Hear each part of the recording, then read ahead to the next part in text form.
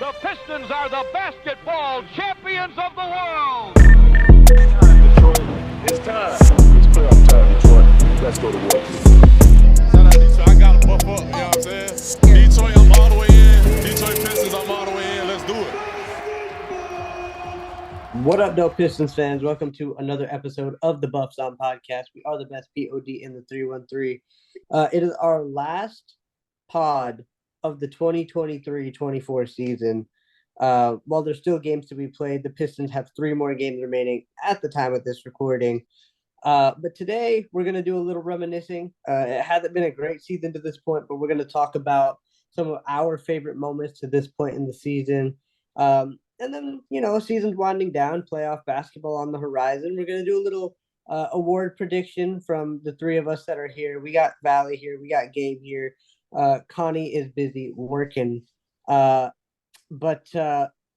let's give this away. Let's start this off the bat, guys. We'll start with Vali. What is one of your most favorite moments from the season to this point? Excuse me. There was only one play that came into my mind when you guys asked this as a potential pod topic. And I was kind of stuck after that one. But the one play I could think of was Asar Thompson detonating on Clint Capella. And I hope at the same time we can get like some cool TikTok posts where we actually get the highlight, over my voice. So he just this was a City Edition game where we had the cool courts, the cool Bad Boys jerseys on. Early in the third quarter, Asar Thompson on a fast break. We pick up a loose ball, push it forward to Asar Thompson, and he just elevates off of 1 foot and gets it so high up and throws it down over Capella. Why this was so particularly impressive to me, because it was a really cool dunk, but it was also the first time we saw Asar like try this, first time he was like, holy crap, I have one of the largest verticals in the league. I can probably dunk over people. And it's the first time he did it, so I think that's why it stuck out to me. And there were so many Asar jams this season.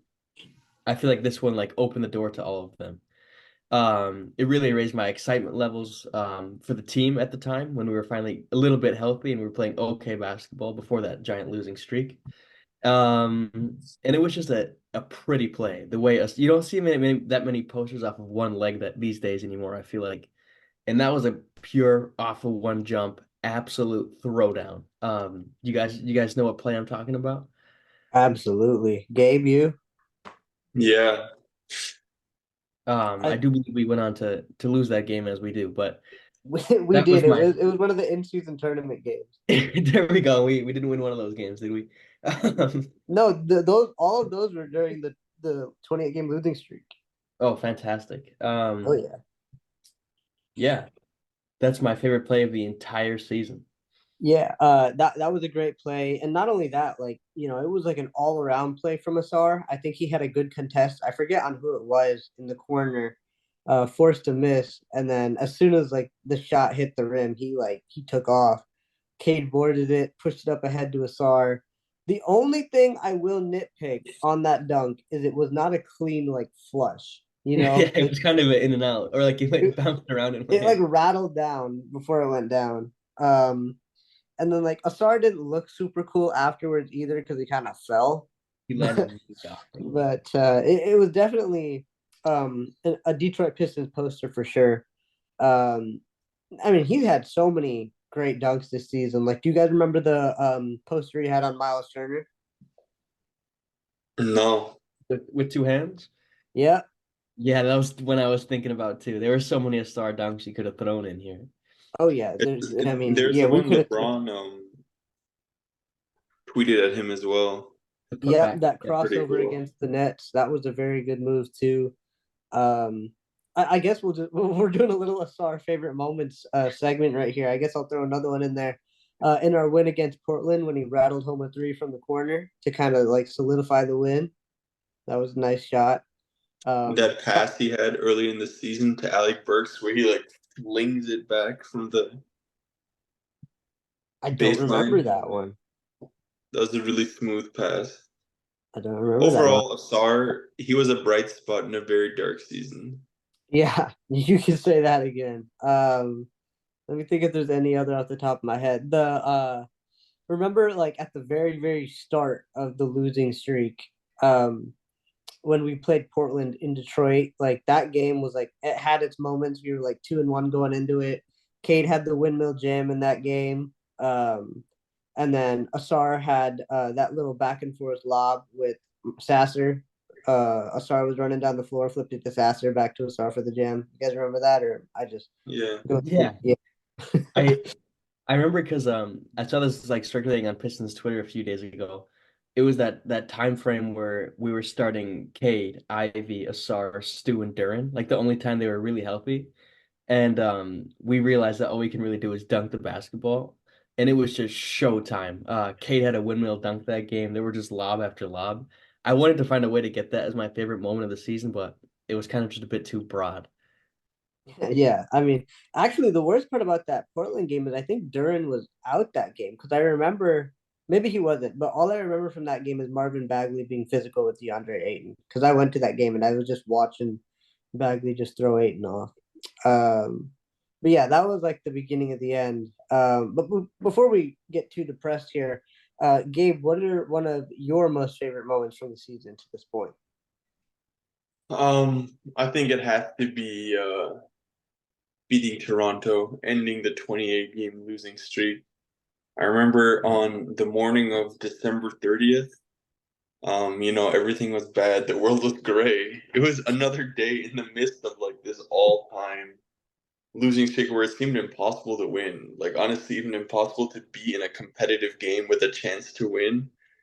But then the schedule showed Toronto, and as you know, ever since Dwayne Casey came, we have the Toronto killing, the Toronto curse, I guess, from their side. And right at the start, we were energetic.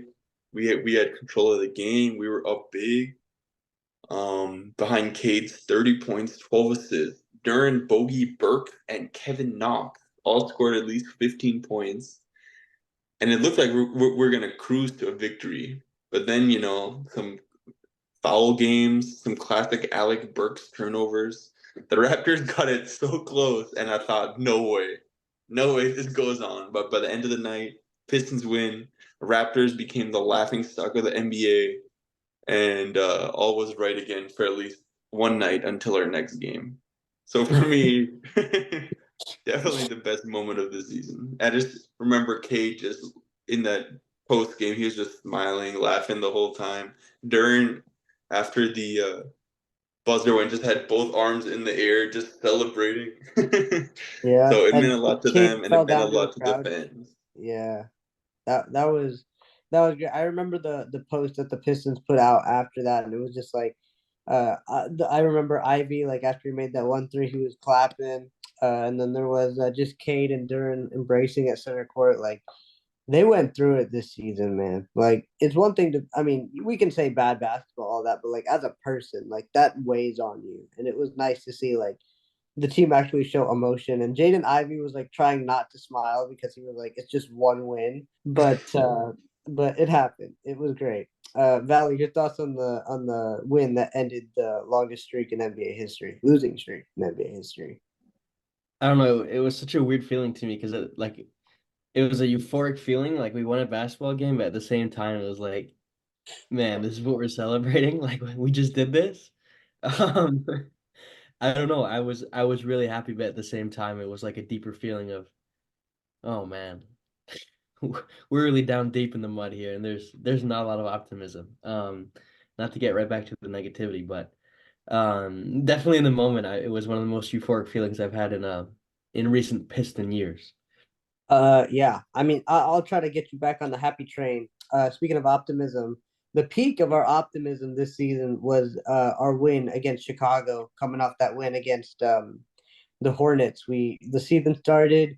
The first three games were super, super exciting. I know we lost on opening night, but like Cage three to bring us to within one, like it was like something different here. And then we go to Charlotte and we take down the Hornets, and Beef Stew and Brandon Miller get into it, and Beef Stew and PJ Washington get into it.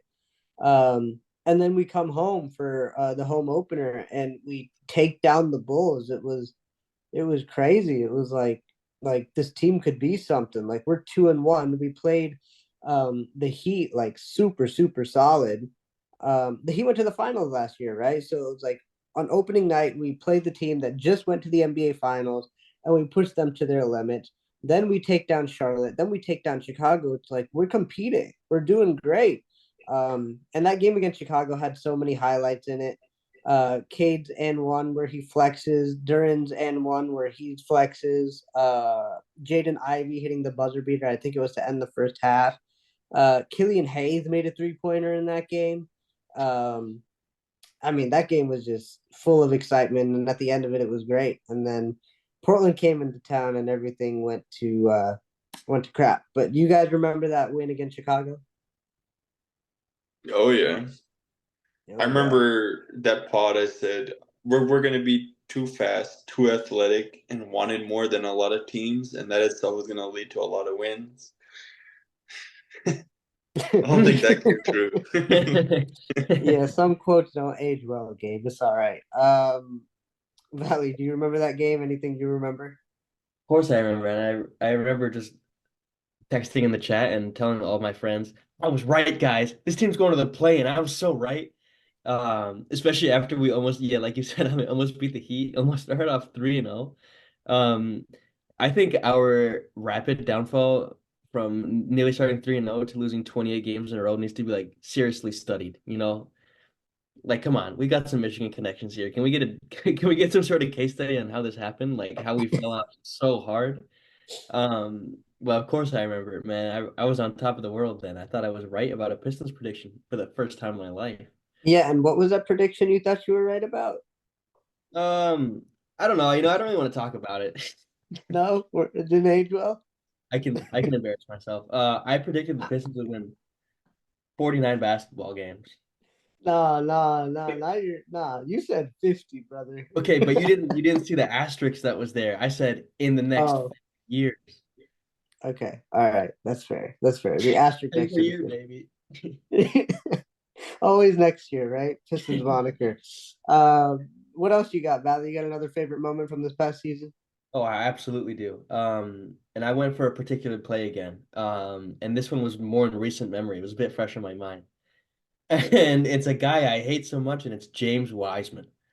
And it was this fantastic hop step slam he had out of absolutely nowhere. A move straight out of 2K when you tap square and then go up to dunk it. Something I never seen before from James Wiseman, where he kind of fakes a handoff screen, gets a little momentum, goes from his left side to his right side with a brilliant hop step and just some beautiful footwork before just stretching out his arms, you know, like just absolutely stretching out his arms and hammering down a dunk. I think in that moment in time, I was like, holy crap, maybe Weaver did do something right. Maybe James Wiseman is a solid backup player in this NBA. I was abruptly proved wrong, but in the moment of time, James Wiseman was riding a high, and that monster dunk just encapsulated it. Yeah, that was during that stretch where everybody was like, James Wiseman is doing some things. You're referring to the dunk against the Hornets, correct? The dunk on Nick Richards. Yes. Yes, yeah. That was the Pistons' third time winning back-to-back games this season, which is absurd. Like 6 of our wins came from back-to-back. I just realized that. But yeah, that was during the stretch where we thought James Wiseman was actually, fulfilling his role. Weaver may have done something decent. He's quickly fallen back to earth, but that I was live in person for that dunk, and it caught me off guard. It got me out of my seat for sure. Gabe, you remember the dunk? Oh yeah, and yeah, nothing else to add really, but that was a cool dunk. It sure was. It sure was. That was a good stretch for James Wiseman. I'll send it back to you, Gabe. Do you have another favorite moment for us? Yeah, it's not really a moment, it's more of a stretch in time where Cade post All-Star break to I want to say March 11th was just on a heater. He was cooking everybody. It was knocking down threes. I think, and that's the most important thing. It was catch and shoot. It was off the pick and roll. He was knocking down threes like a true lead kind of wing scorer, getting to the rim, and also getting to the line. He had games where he shoot 8 free throws, 6. These are numbers that a superstar has, and of course his little mid-range off the screen action, off a post up where he just seems to always make those shots. I think in that stretch he averaged about 26 8 and 6, shooting 46% from three. I mean, if you just look at those numbers, that's just, they kind of tell you everything. And I mean, we were winning, a game or two here and there.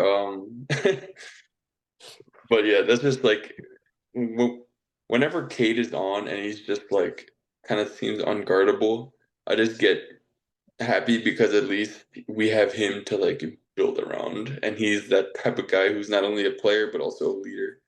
And every so often, he'll have bad stretches, bad games with his team that's around him. But at the end of the day, he's a great player, and that little stretch just pretty much did all I needed to this season for me to believe in him completely again.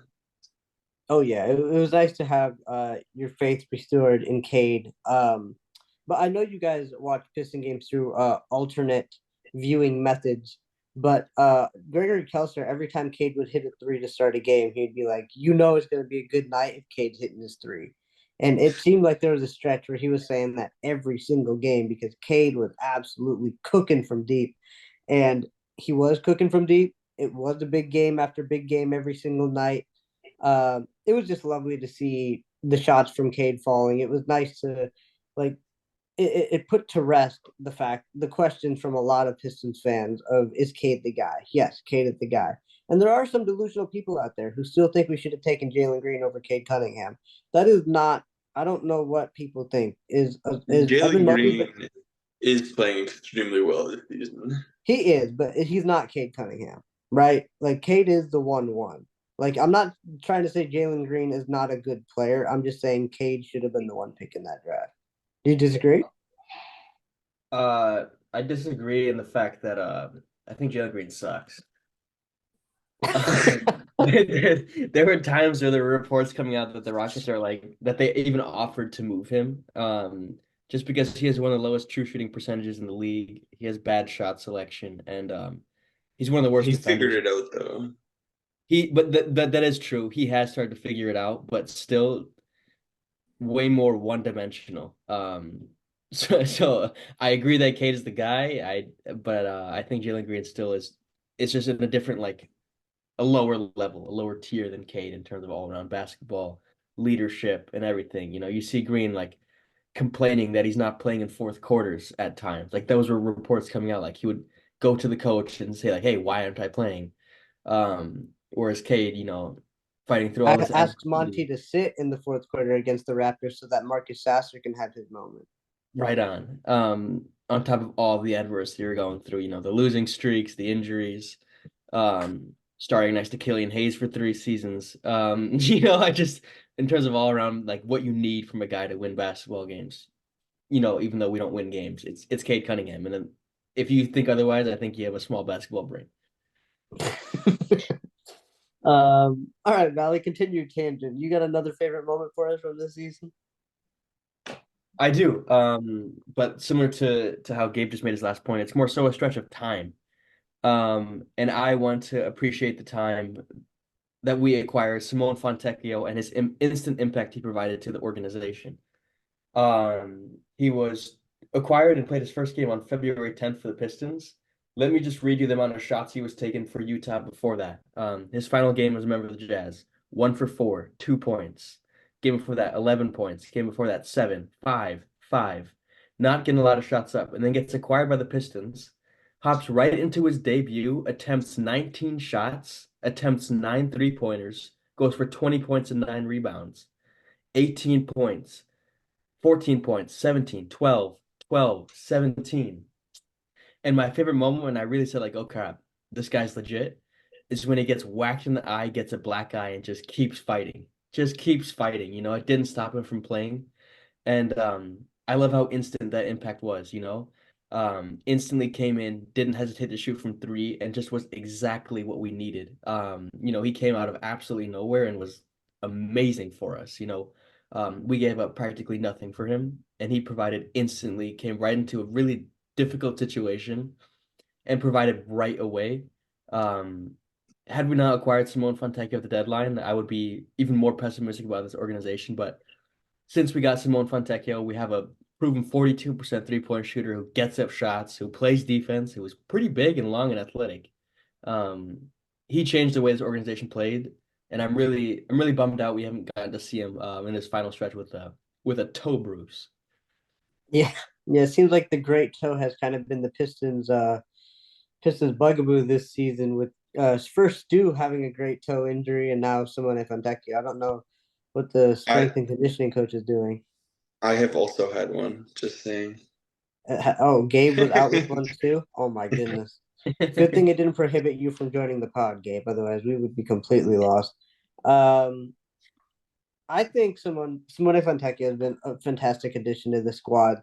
Um, it's nice to like see a pass, and I've said this before on the pod, like a pass out to somebody in the corner and or anywhere, and and the shot goes down. And Simone Fontecchio has been exactly that. A specific shot that was crazy was like the last second shot clock expiring bank shot 3-pointer where he like just was like totally hunched over on the shot. That was crazy. Um, like I don't remember who I said this to. I don't know if it was one of you guys in the chat or somebody else, but in that game against the Grizzlies that we lost recently, where Metu took a wide open three in the corner and Yeah. missed, and kind of led to the loss. I said in future games, that's Simone Fontecchio taking that shot, and you're very very happy with Simone Fontecchio taking that shot because you're pretty sure it's going to go down first of all, and obviously Simone the better shooter. So it's nice to see guys that can help Kate out. It's not a pass out to Killian Hayes. Isaiah Stewart's done a pretty decent job this season as well. Um, of course, we got to work on the Jaden Ivey thing, and who knows, Jalen Duren expanding to the corner next season. Dot dot dot. We'll save that for the season outlook. But yeah, I've loved what I've seen from Fontecchio. A lot more playmaking ability than I think a lot of us saw when he first came here. His ability to drive into the lane, finish at the basket. Um, so he's been a very pleasant surprise. Like you said, Gabe, Basar was a very bright spot in a dark season. Simone Fontecchio for the latter half of the season has been that. Would you agree?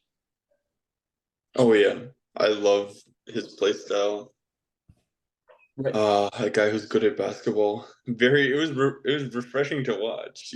When Yeah. going from Kevin Knox to him, it's an improvement. And then, Yeah. but on the opposite end of that spectrum is Grimes, right? I don't know if it's the injury. I don't know, if he's just still like trying to get on this new team, but this guy sucks. He can't hit a three. He can't really Yeah. do anything. So I think it's 6 games for us too, which is a very underwhelming number. yeah. So like, I'm not just judging him too harshly, but every time he took a shot, it just looked so ugly, and it was a bad break every time. I just hope Yeah. we pay Fontecchio, please, like overpay him, please. That's the only thing. Yeah. I mean, I think James Edwards, somebody was complaining, like, I don't want to give Simone Fontecchio the contract we gave Marvin Bagley. And I'm like, In an instant. I'd very, very much like to give him that contract instead of That would Marvin be a Bagley. steal. Yeah, I got exactly. a And I think James Edwards agrees. So I got a question for you guys. Draft pick aside, like right now, if you had to say it, is Simone in the starting five next season? Opening night. Yes. yeah, Good. I agree. I think he absolutely is. I think he has to be a lock. I think so too. And we debated this for a while when we had Stu and Fontecchio both available. Who starts, who shouldn't. A lot of us said both. Some of us said start Asar over Stu. But I think either way you slice it, like Fontecchio needs to be in the starting five. Start Simone over Ivy, man. Let's get Cade, Simone, Asar, Yeah. Stu. At this point, I would not be disappointed with that because if Ivy's only in the game for his secondary playmaking ability, then I'd rather move him to the bench, let him be on ball as the second unit, and let Asar Thompson be the secondary playmaker. Because I think we didn't exploit that as much as we could have this season. We didn't start doing Asar pick and rolls until like a month and a half into the season. And you were calling for it all the time, Amit. Yeah, so like it's gonna be fun to see I know we say this every season, but I'm excited for next season, mostly because this season will be in the past. But we'll keep moving on. I guess I'll give a couple moments. Mine aren't stretches. Mine are more like specific moments that were just sticking into my head. I kept all the big ones for you guys because I make the edits and stuff, so I obviously see these clips all the time. So, um, Isaiah Stewart's block on Carl Anthony Towns, I think that I did not expect that to happen. Do you guys recall that one at all? No. No. No, All walk right. us through it. What's that? Walk us through it. I don't remember. I don't remember much of what happened either. I just remember Cat like driving to the basket and Stu was he was like the backside helper. Uh Cat straight down the lane, elevated. I thought he was gonna yam it on Stu's head, but Stu got up there and just blocked the shot. I was thoroughly impressed. Another Stu block that sticks out to me is the double block on Jared Allen. You guys remember that one? That one I do. That one you do. I like that one because he not only blocked Allen, he went to the ground, screams at the camera, then realizes that Allen got the ball back, then gets back up and blocked him again. Um, I don't like. I was gonna be so angry at him if Allen actually like dunked the ball after the block, but he got back into it. So that was another great moment. What's the third moment I wrote down here? Let's see. I had okay, okay. There's two games that we should have talked about that we didn't. So I will take this moment to talk about those two games because I can't find the third one that I wrote down. Cade Cunningham's career high 43 points in Atlanta. You guys remember anything from that game? We lost. Shocker, Gabe. Spoiler alert. Um, yeah, that sucked. It sucked that we lost, but it was nice to see Cade Cunningham get into a groove and do whatever basically he wanted. Get into the basket, hitting the three. Valley, you recall anything from that game? No. No? Okay. Fair enough.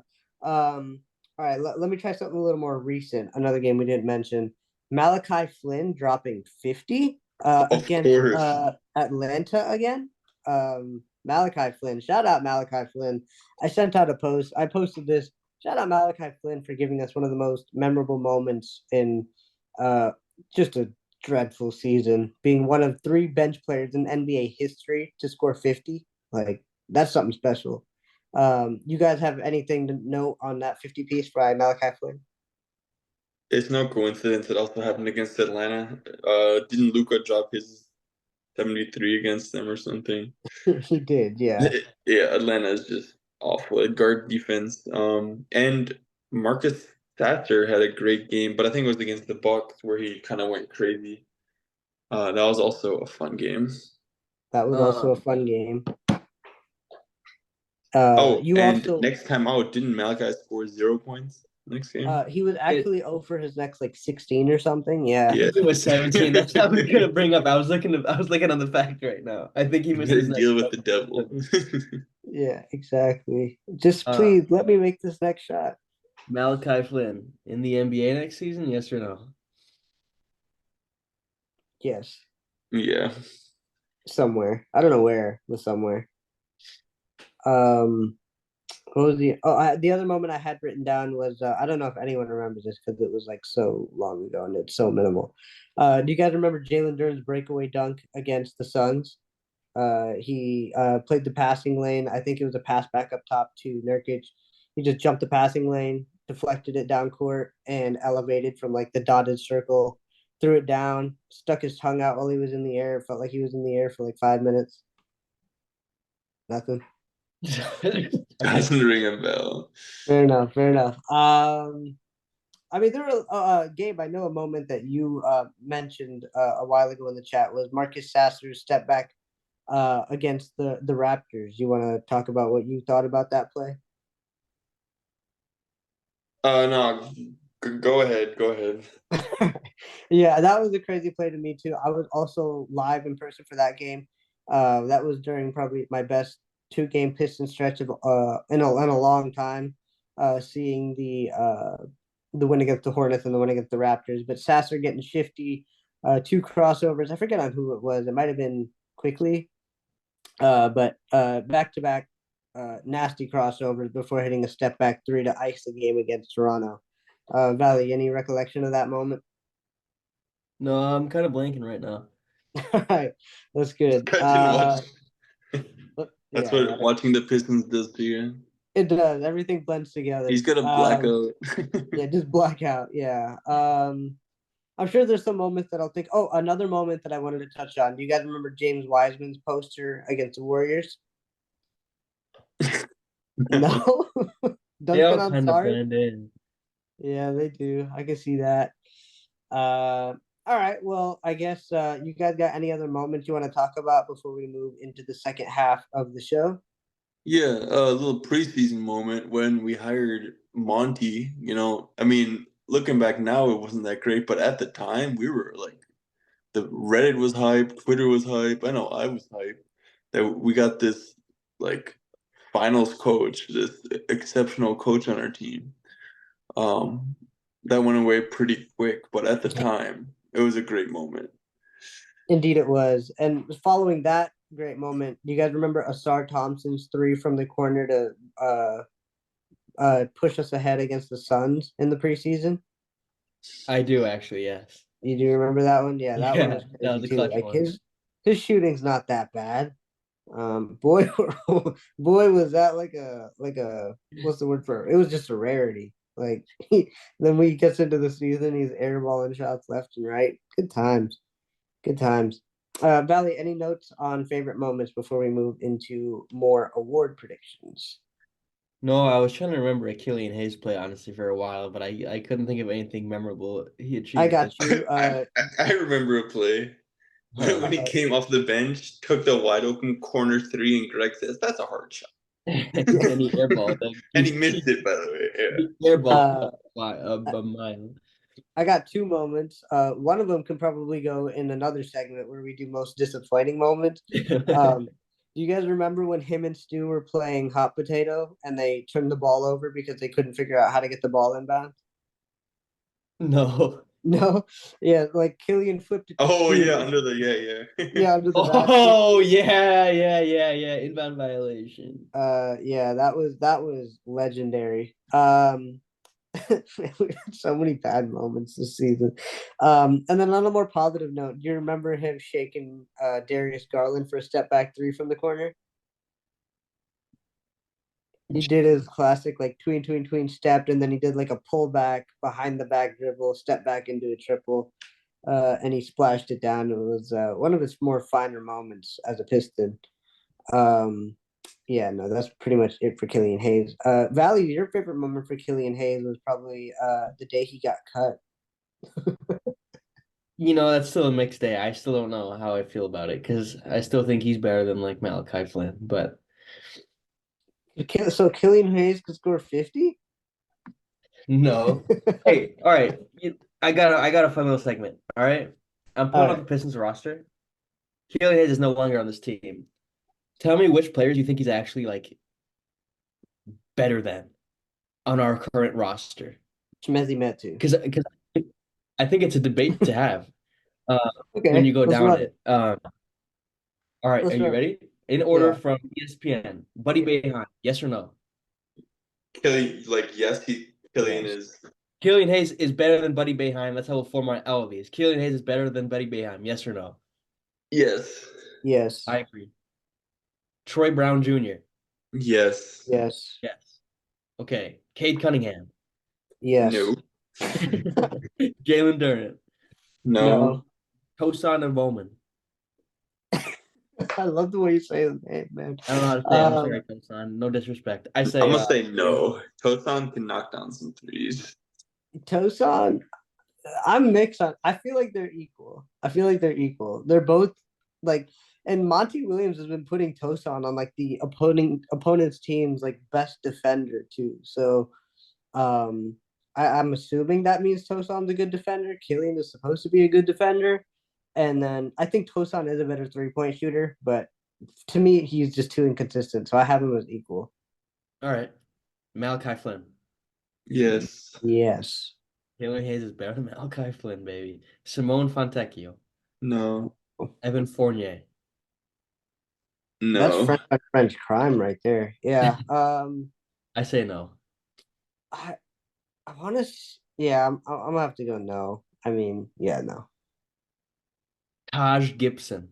Yes. Yes. Yeah, considering Taj has only played in like 2 games. What about this? Quentin Grimes. No. Of what we've seen on the Pistons, Yeah, yeah. of what we've seen or what we think he can be. I don't know. Who's the better I mean, out basketball of player? what we've seen, they've been pretty Who would you equal. rather want in your roster to start the next season? Grimes. Grimes. Ivy. No. No. Whoa, Hey, that with was a some hesitation, Gabe. hesitation. Chimize Metu. Yes. No. I'm gonna say no, Amit. No? Chimezi's pretty good. He's solid. He's competent. I'm Jalen not saying he's Noel. not competent. I'm just saying I'd rather have Killian Hayes. It's a controversial one. Yeah, I think you go either way there. I think I go Metu. That's fair. Jalen Noel. Yes. Mm, Yes. okay. I'll agree with you guys. Jared Roden. Yes. Yes. I hate Yes. Jared Roden. Marcus Wait, Sasha. real quick. Did you Yeah. see Ivy pass the ball to him and then turn around, like going back down the court, like expecting a make, and then it's just a complete break last game? No, I didn't. No, Why would you do that to Jared Roden? I must have missed that. That's funny. All right, finishing up. Let me tell you if he's better. Tell me if he's any of these names. If Killian is better than them. Marcus Sasser, Isaiah Stewart, Sar Thompson. I say no to all of those. Are we in No. agreement? Yeah. New. Two controversial ones to end. Stanley Amude and James Wiseman. I think Amude the better shooter and more consistent. So I'm gonna say no. I'm gonna James say no on Wiseman. Amude, yes for Wiseman. Yeah, I agree. that's where I would go. So what? That was like a solid 8 guys. So are we saying that we'd rather have Killian Hayes on this current team than the guys we have right now? I'll save it for the worst moments, bud. All right. All right. I say yes. I'll take that. I say yes. I mean, I'm biased, obviously, but I say yes. I thought he was just yeah. All right. Any other thoughts or surprise segments before we move into our award predictions? Another best moment, waving Kevin Knox or trading him. I forgot what happened to him. We traded him for Simone Fontecchio. Oh yes, best moment of the season. One thing I want to add, and this will probably go in the disappointing moments in like 5 years. We gave up Gabriel Procida in that trade. Like it's totally like not talked about at all, but that could come back to hurt. That could come back to hurt. Seconds. Oh man. Any other thoughts? Favorite moments before we go to awards? All right, sweet. Valley, you got all the awards pulled up. I'm not gonna try to name off the top of my head because I know I'm gonna forget one, but screw it. I'll try it. We got MVP, Depoy, Rookie of the Year, Most Improved, and what was the last one? Coach, Coach. We can do coach. Coach or sixth man. I don't know. MVP, most improved, sixth man, coach of the year, rookie of the year, All right. and So clutch is the official other one, but we don't need. I don't. Yeah, that's not. I don't know how to do that. For MVP, I'm going Shea. Whoa. Really? Yeah, why not? Like, he's brought this Thunder team that is absurdly young to borderline being the top seed in the West over teams like the surprise of the Minnesota Timberwolves, over teams with Paul George and Kawhi Leonard, over teams with LeBron James and Anthony Davis, over Nikola Jokic and Jamal Murray. Like, Well, you're he might doing be over them, yeah. yeah, like you're potentially the 1 seed in the West. You're what, like 25, 26 years old? Like you're doing crazy things with the roster you have. I'm not saying the Thunder are bad. I'm just saying like they're young and he's at the forefront of this push that they're making. So for me, I'm gonna go Shea Gilgeous-Alexander. Do I think it happens? Absolutely not. But that's my pick. Dang. That's a big one, man. I'm not gonna lie, it's a really big one. Gabe, what do you think? I think it's gonna be Jokic. Yeah. he does, like he's the best player on the best team. Yeah. I, Uh, I I think He's it's cruising like at all these games. He just cruises, puts up 35, 15, and 9. yeah, and his passing ability is just insane. Like the chemistry that team has is absolutely absurd, and Yeah, the even trust when they Jamal have. Murray's missed a lot of time this season, like they're still like them and OKC and the Wolves are first in the West. Mm-hmm. what about Luka Doncic? He's making a case as of recently, but I think you just take standings into consideration. Yeah, I think you have to. Like Luca is no doubt one of the best players in this league, but like if you're one of the best players in this league and your team is finishing like 8-6, I don't know. Yeah, but if you're averaging 33.9 points, 9.2 rebounds, and 9.8 assists, what else can you really do? I'm If they not, just like started better, he'd be in the yeah, conversation. I I'm guess he's in the insane. conversation. For me, he's probably number 2 right now, Shea number 3. I think I Shea just in the playoffs, his like grifting for foul calls won't work anymore, and he's gonna have a little reality check. But that's not MVP stuff, you know. Yeah, fair enough. I I like the Luca pick. I wouldn't be too upset if Luca won it. I still take Jokic just because he's, Oh, undoubtedly Jokic is the gonna best win player it. in the Like NBA. if I had to put money on it, it would be A shame Embiid went down. I think this would have been his year, but I go yeah. Jokic. Embiid was Jokic. Yeah. on an absolute roll. Mm-hmm. Next award. What do we? Where do we want to go next? Let's go. Let's go. I want Roy. to go. I want to go Depoy if that's all right, Okay, actually, go deep boy. Yeah, shoot. because I actually feel really strongly about this. I think Victor Wembanyama should be the defensive player of the year. And the only reason this would be boring is because he's probably going to win it for the next decade plus. Wemby averages 3.6 blocks and 1.2 steals in 29 minutes a game. In 29 minutes a game. Not even to And he mention, stopped a 3-on-1 break against the Grizzlies. I was just about to bring it up. How many shots he alters, and that clip specifically, where the Grizzlies are too scared to go up on a 3-on-1 fast break because Wemby's protecting it, you know? Like he just has like a 15-foot radius around him where like you just don't shoot around. Just straight up numbers like blocks and steals. I think he leads that debate. In terms of overall rim protection, shot contested percentage, he's just I don't understand why he's not more in this debate, you know? Because the Spurs have 20 wins and they're the I worst know, but defensive he's team in the league. 29 minutes a game. You're giving me 3.6 blocks and 1.2 steals. I don't know. I think Wemby's gonna be the best NBA player in like 1.5 seasons, and this is just factually showing it. I think if you're looking at the best defender, it's Victor Wembanyama, I can't think of any other names. Gabe, you especially with go his for me. ability. Like I he think plays like a it's a point guard, right? He can move and he can check other positions. he's just like he doesn't know how to play defense yet. So he did his high numbers, but he gets like cooked a lot by fast people and just by being like he kind of thinks he can recover to the space when he really can't, and he's just not in the right position, which is fine. He's a rookie. Uh, Yeah, for me, it's Gobert, no question. Best defense, best player on the best defense by like a mile in the NBA. The Wolves are crazy. He's still like, opponents are scared to shoot at the rim. He blocks shots, and he's like so smart in the schemes. I think it might be like unanimous for him this year. I don't really think, other than Wemby, perhaps there's not really another name I in mean, the is Giannis in conversation. consideration at all?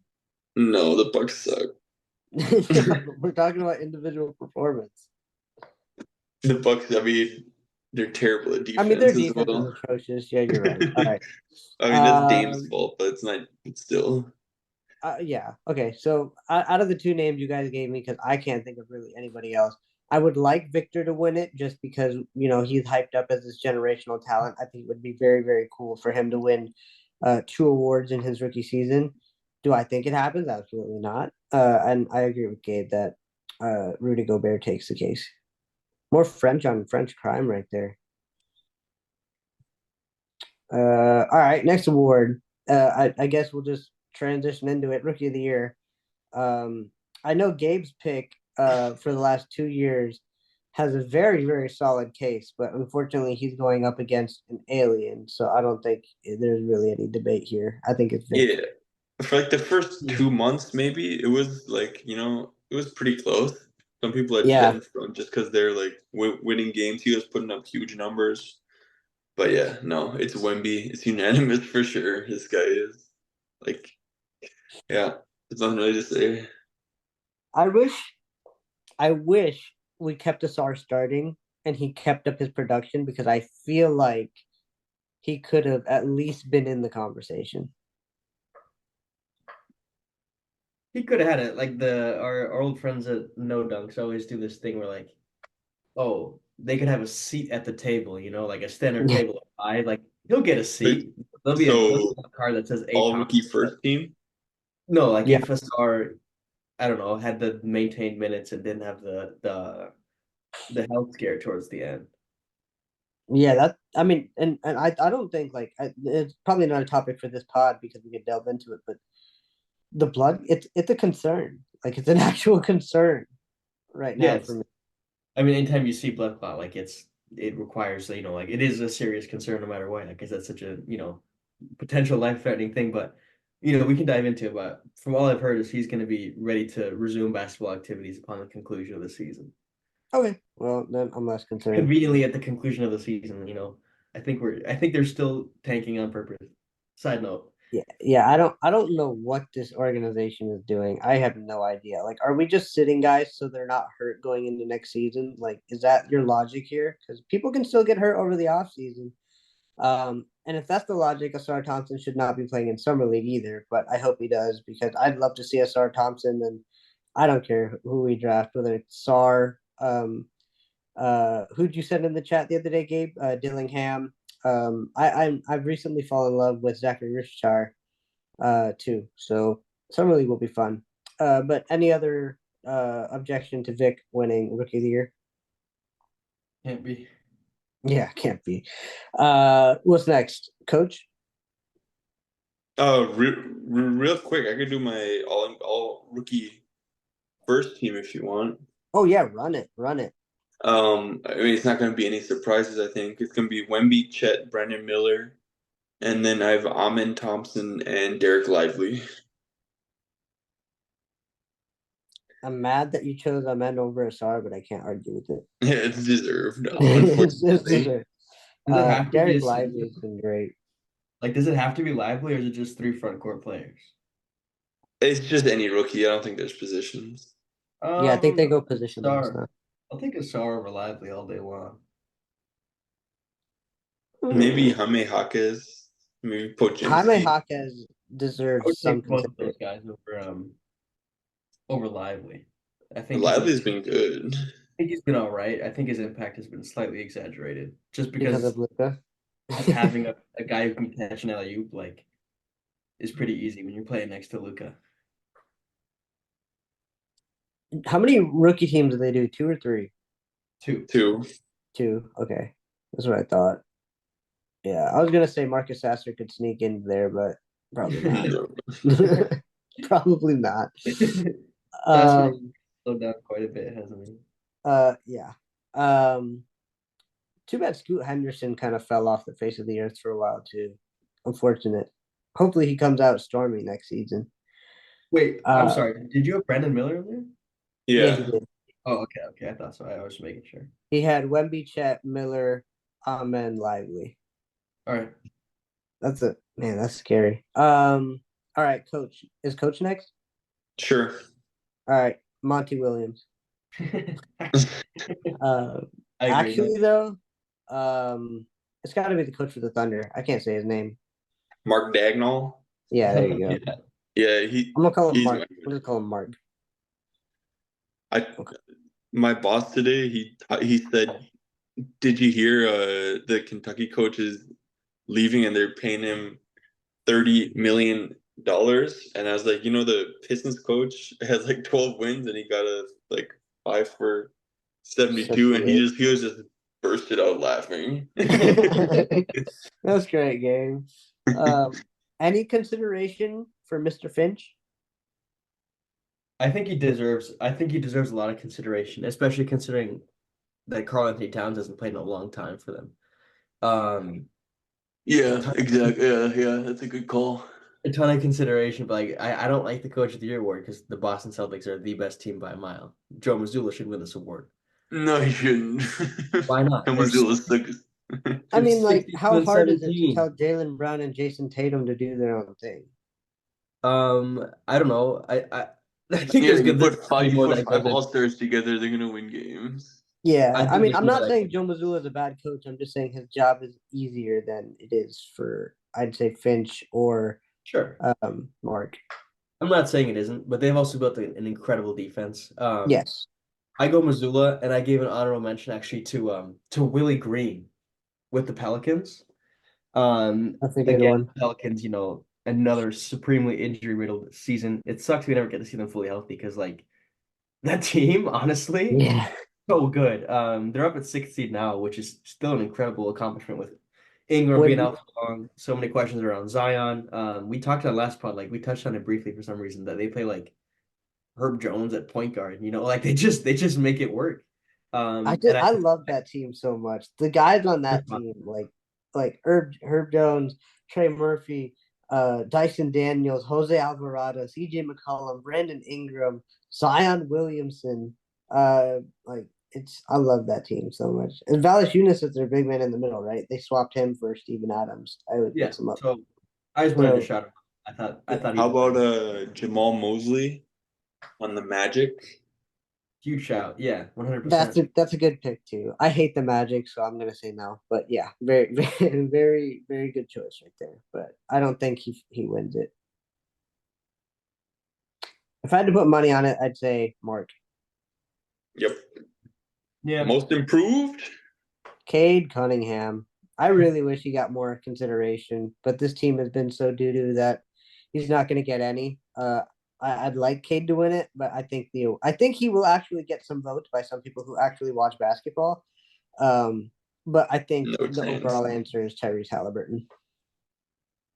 Really? Oh yeah, What about Tyrese Maxey? I feel like he's been consistent for so long. I feel like Tyrese Halliburton like made waves for a good stretch of the season this season, carrying the Pacers all the way to the finals of the in-season tournament, almost dethroning the not yet King James of the in-season tournament. Um, it's Tyrese Halliburton for me. Like he's kind of been the guy that like he was budding and he like finally just blossomed. He's kind of been cold since he came back from that injury. He And he kind of has. rushed back. He's kind of been off. He has, Uh, but like I feel like that's also the Pacers' fault because they're trying to like stay in like a decent seeding. Any love for Kobe White? I would Finally, not be mad at that at all. I think I just saw on Instagram that he's made the most 3-pointers in a single season in Bulls history. So Mm-hmm. that's nothing to scoff at. 203 or something, I think it was. But no, because the Bulls are I think seeding does play an unofficial official role in these things. So for me, it's still Hallie. I what about J Dub then on OKC? Does he not count because he's a sophomore? But man, his jump, His that's jump has been that's insane. the small forward Jalen Williams. Like he's just such a good player. He very much is, yeah. And I wouldn't be mad at it either. I wouldn't be. I wouldn't be mad if all of this award season was just like an OKC Thunder like extravaganza, like J Dub, Mark, Shea, and say like it's not gonna happen, but say like Chet somehow overtakes Wemby, like imagine that. Like they got four like pieces that are legit up for consideration. um I don't know. I don't see how Tyrese Maxey doesn't win this award in my opinion. I'm on Fair the other enough. type. Tyrese Maxey was bad without Embiid. Tyrese Maxey averages 26 points a game compared to 20 last year. And I just think that narrative around him where there was, it's like the first year they didn't have their official like second superstar, second star next to Embiid. and he steps up and takes the role of the star and was an all-star this year and very well deserved. I think he's Could quickly become. Go ahead, Amit. no, I was just gonna say, could Anthony Edwards get some consideration? I don't know. I'd have to pull up his stats. I don't really know. I don't know either. I'm just asking. Like, I haven't like I'm just asking because, I mean, the Wolves are like the one seed as of today, I believe, right? Like, Yeah. so he's got to be at least in some sort of conversation. For something, I'm sure, but I don't know. I go Maxi. You go Maxi, I go Hallie. Gabe, who is your choice? I'll go Kobe White. Kobe White. I can't argue with that. I can't argue with any of these choices. They're all Yeah. good choices. But is there one more that we got, or do we run through all Sixth five? man of the year. Six man. God, I had a name. I'm 2 days gonna ago. throw Malik Monk here. Uh, For me, he's like clearly I don't Yeah. know. He scores the most. I don't know if that's true, but he scores. He's just a good player, and he He's comes off very the good. yeah. Yeah, I can't think of anybody else. Bobby Portis. Oh, Bobby Portis is a very good pick, but I still think Bogdan mm, Boga, Bogdan Bogdanovich. yeah, that's a good choice too. That's a very tight race, actually. I'm very curious about that one. Because like sometimes there's just like a guy like last year, like I don't remember who it was last year, but some years it just seems like there's a guy that just jumps out in front of the pack. It doesn't seem like that for the six man this year. Uh, I mean, could like Rui Hachimura has been like in and out of the starting lineup, so I I'd give think him he qualifies as a starter now. does So he? does Austin Reeves. I think they've played too many minutes starting. That's fair. But shout out Rui Hachimura. Like he's been amazing for LA. Um, could Jonathan Kuminga be MIP? He's in the conversation. Or I like think I think he's one of the names on the betting odds. makes sense. Makes sense. All right. Any other award predictions that we have before we wrap up this pod? Nope, nothing for me. And for you know what? We got the last 3 games of the season coming up. Very emotional time of year, bittersweet, bitter because no Pistons basketball for what's going to feel like an eternity. But the sweet part is we can't lose for what No seems Pistons like, basketball. yeah, let's go. Um, do the Pistons are probably going to finish with the worst record in franchise history this season. I love Vali's tangent last week saying like, how are we going backwards here? We didn't have Cade last year. We have Cade this year. Very, very good question. I don't know how this happened. Not only do you have Cade this year, but you have a coach that supposedly was supposed to help us win games. So I don't know. I don't know what's going to happen next season. Do the Pistons finish with more than 13 wins on the year, which is where they currently sit today? What's the next? Well, what's the last 3 games here? Let's do the last look ahead of the season. Yep, that's where I'm going. So, do the Pistons beat the Chicago Bulls, the Dallas Mavericks, or the San Antonio Spurs?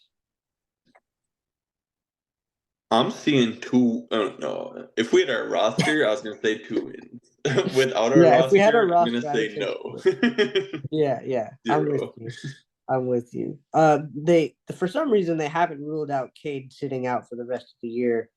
Though he's missed 4 straight games. He was at shoot around yesterday per Natalie Kerwin, Is but is the Spurs game at home? no, we only have one more home game, and that is against Chicago. I would have gone to watch Wemby. By the way, did you see Andre Drummond steal the LAU? I didn't Yeah. see the video, but I saw the picture. Amit, you got to see the video. I gotta find the video. And I don't know when this was. It might have been yesterday, but Andre Drummond leaving courtside in a wheelchair. You guys see that? James No. Edwards retweeted it, so hopefully everything is okay with Andre Drummond. Draymond Green went 5 for 5 from three yesterday to start the game for the Warriors. So maybe he channeled with inner Steph Curry.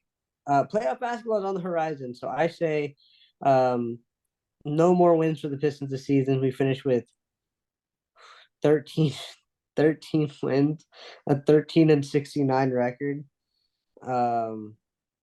Yeah, that's bad. Vali, do you see any more wins coming this season? No. I agree. That game against Spurs is going to be so disgusting. We start Sasser, Brown, and Metu. There's no way we're gonna win another game. Yeah, you have a good point. You have a good point. And I guarantee you, Jalen Jordan sits out one of these last 3 games, and you're going to get like Sasser, Buddy Boeheim, Troy Brown Jr., Metu, and Wiseman. I'm ready for that. I'm just mentally preparing myself for it. Any other thoughts before we wrap up this episode of the last pod of the 2023-24 season? All right, sweet. Well, make sure if you really enjoyed listening to this podcast, please like and subscribe. We'd really appreciate it. We're over 90 subscribers on YouTube now, folks. So head over to our YouTube channel. Make sure you subscribe. Help us hit triple digits. It's been a bad year for the Pistons, but a pretty good year for the Buffs on podcast. So let's make sure that continues to go onto the upswing. Follow us on all social media platforms. If you're on YouTube, check to the right. You'll see all of our our handles there. But until next time, throw the Buffs on Detroit. The future is bright.